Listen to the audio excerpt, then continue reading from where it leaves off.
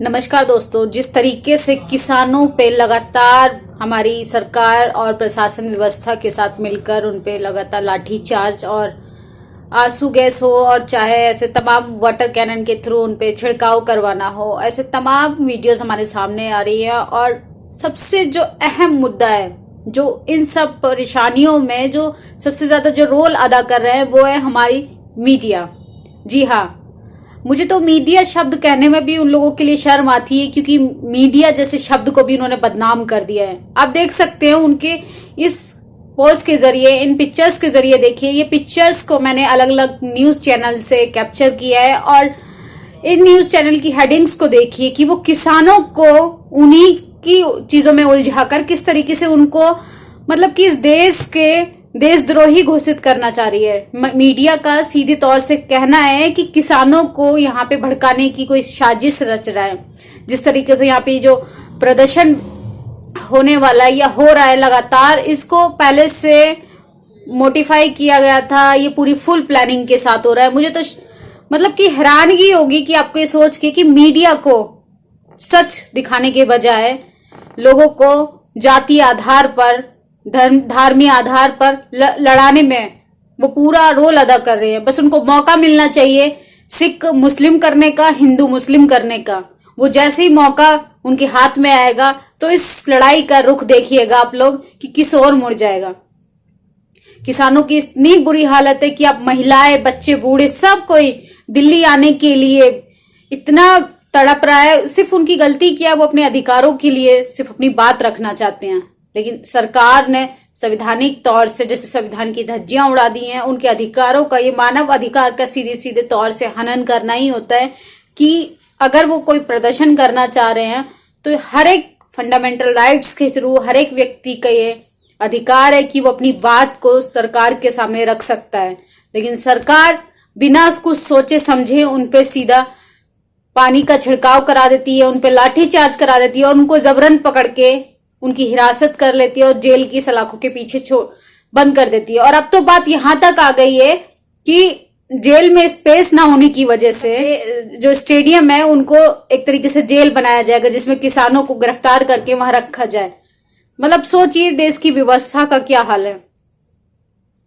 2014 में तो मोदी जी बोलते थे कि हम सरकार में आएंगे तब कुछ बदलाव आएगा। तब भी वो विपक्ष के, जब वो विपक्ष थे तब सरकार के विरोध में काम करते थे, जब वो सरकार में है तब भी विपक्ष की गलतियां निकाल रहे हैं। मुझे तो हैरानगी होती है उस बंदे की हरकतें देखकर कि वो मतलब कि उसके सामने सारी चीजें हैं लेकिन उस पे कोई असर नहीं होता है।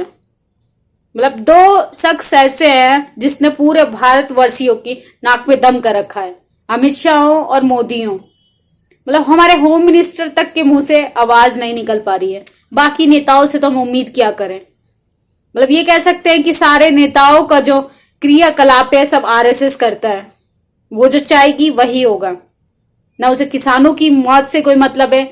यहाँ पे जो आंदोलन करेगा इस देश में वही आतंकवादी घोषित हो जाएगा, चाहे उसमें जेएनयू के छात्र, मुस्लिम लोग हो और दलित लोग हो। दलितों को तो चलो हम साइड रख देते हैं क्योंकि वो मानसिक गुलाम है, लेकिन यहाँ तो बात किसानों की हो रही है। अब किसानों के लिए तो बोलिए, अब जातीय धार्मिक स्तर को साइड रखिए। किसान तो सबके लिए न्यूट्रल होता है, जातीय आधार पर करता है ना धार्मिक आधार पर करता है, तो फिर उसके साथ ये चीजें क्यों गलत हो रही हैं। मतलब कि हरियाणा का जो मुख्यमंत्री है खट्टर, मुझे तो शर्म आती है उस बंदे के लिए भी, जिस बंदे की औकात नहीं थी एक पंचायत का इलेक्शन लड़ने की। वो बंदा मुख्यमंत्री बनने के बाद भी अपनी जनता को ऐसे बेबस लाचारी की दशा में छोड़ा हुआ है। मतलब उनको सिर्फ दिल्ली नहीं आने दिया जाता, सिर्फ उनके अपनी बात रखने के लिए वो लोग दिल्ली नहीं आ सकते। खेती में जो की हुई सब्जियां हैं वो दिल्ली आनी चाहिए, दूध दिल्ली आना चाहिए, लेकिन किसान दिल्ली नहीं आना चाहिए। क्योंकि किसान दिल्ली आ गया तो ये जो बड़ी बड़ी इमारतें जो खड़ी की हैं अंबानी अडानी की, ये शायद भद्दी ना दिखने लगे। बल्कि मैं आप सभी से कहना चाहूंगी कि इस तरीके का प्रदर्शन करने से अच्छा है कि एक प्रदर्शन मीडिया के खिलाफ भी हो, क्योंकि ये जो सारी क्रियाकलापों का जो एजेंडा, जिस तरीके से अवधारणा, जो सब चीज तैयार, प्लेटफॉर्म तैयार किया जाता है, वो सिर्फ मीडिया का रोल होता है। वरना मोदी जैसे शख्स की कोई हिम्मत नहीं है कि वो इतनी बड़ी चीजों को क्रिएट कर दें, लोगों को सड़कों पे आना पड़ जाए। तो मुझे लगता है कि आप लोगों को दिल्ली आने के बजाय किसान भाइयों को नोएडा जाना चाहिए, फिल्म सिटी जाना चाहिए, जो बड़े बड़े चैम्बर में बैठकर लोग देने पे लगे पड़े हैं, जो हिंदू मुसलमान करने पे लगे पड़े हैं। न्यूज नेशन हो, आज तक हो, न जाने ऐसे तमाम बड़े न्यूज चैनल की बात करें तो कोई भी न्यूज चैनल ये बात कहने के लिए तैयार नहीं है कि किसानों के साथ गलत हो रहा है, बल्कि वो दिखाने पे लगातार उनकी हेडलाइंस आप देख सकते हैं कि किसानों के पीछे किसी का हाथ है, किसान आखिर क्यों करना चाहते हैं, खालिस्तान की मांग है। मतलब आप सोच सकते हैं कि वो अपने हक के लिए नहीं लड़ सकते हैं, उनके हक को किस और उनका रुख मोड़ा जा रहा है। ये सिर्फ राजनीतिक एजेंडा होता है जिसमें मीडिया बहुत बड़ा रोल अदा कर रही है अपना। तो इस पूरे देश भर में जिस दिन मीडिया के खिलाफ एक प्रदर्शन हो गया तो सरकार की कोई मजाल नहीं है कि वो जनता के अधिकारों पे कोई भी बिल लागू कर दे रातों रात। तो एक आंदोलन आप मीडिया के खिलाफ कीजिए, क्योंकि मीडिया ही सच दिखाती है और सच को झूठ बनाती है, झूठ को सच बनाती है।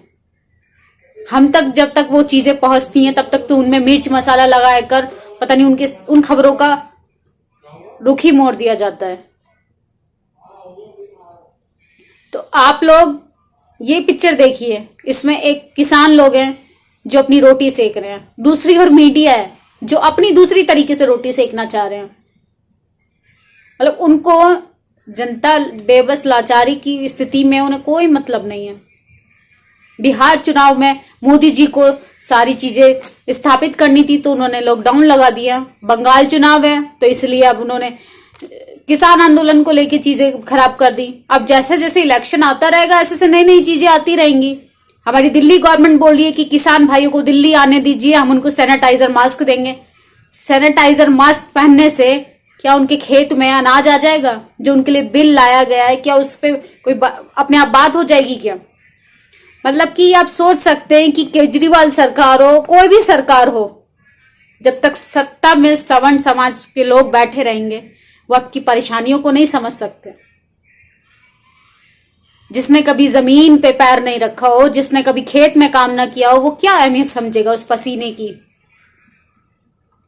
तो मैं आप लोगों से कहना चाहूंगी, बाइकआउट कीजिए ऐसी सरकार का, चाहे दिल्ली सरकार हो, कोई भी सरकार हो। अगर आप नेता बना सकते हैं उस नेता को उखाड़ के फेंक भी सकते हैं, क्योंकि नेता एक नौकरशाही नौकरी होती है। कोई ये नहीं है कि हमने ठीक है एक चुनाव जीतने के बाद मोदी जी जीत गए अब वही इस देश के कर्ता धर्ता हो गए। उनको वही करना पड़ेगा जो जनता उनसे चाहती है। तो आप लोग मीडिया से भी सवाल कीजिए, मोदी से भी सवाल कीजिए, क्योंकि मोदी जैसे शख्स नहीं, पूरे भारतवर्ष के हर एक नागरिक के नाक में दम किया हुआ है। तो इसीलिए आप आंदोलन लगातार जारी रखिए। और जो लोग अनाज खाते हैं मैं उन लोगों से कहना चाहूंगी वो लोग किसान की आवाज को उठाएं, और जो लोग गोबर खाते हैं वो बने रहे अंधभक्त, वो करते रहे मोदी का गुणगान। मुझे उन लोगों से कोई हमदर्दी नहीं है और ना ही हम उन लोगों से कहना चाहते कि आप लोग किसानों के साथ में उतरिए, क्योंकि जिसके अंदर मानवता जिंदा है उसको लगता होगा तो वो खुद सच या झूठ में चुन सकता है कि हमारे लिए क्या जरूरी है। तो आप लोग धर्म के नाम पे राजनीति करना छोड़िए, आपस में मत लड़िए, क्योंकि मीडिया तो अपना काम कर रही है सरकार के लिए, सरकार काम कर रही है मीडिया के लिए। तो आप क्यों आपस में दुश्मन बने पड़े? तो दुश्मनी को साइड रखिए, आपके लिए क्या सही है आवाज उठाइए, और किसानों के लिए प्लीज सड़कों पे आइए, क्योंकि किसान है तो हम भी हैं। हम इमारतों में बैठकर, महलों में बैठकर ईंट पत्थर नहीं खाने वाले जब तक हमारी प्लेट में अनाज नहीं होगा, और वो अनाज तब तक नहीं होगा जब तक इस देश का किसान सुरक्षित नहीं होगा। आप लोगों की क्या प्रतिक्रिया, अपनी राय जरूर दें। नेशनल दस्तक की आपसे गुजारिश है कि अगर इसको बचाना चाहते हैं तो नेशनल दस्तक को सब्सक्राइब करने के लिए रेड कलर के सब्सक्राइब बटन को दबाएं, फिर बेल आइकन की घंटी दबाएं। नेशनल दस्तक को बचाने के लिए बहुत जरूरी है कि हर खबर को शेयर करें, लाइक करें, कमेंट जरूर करें।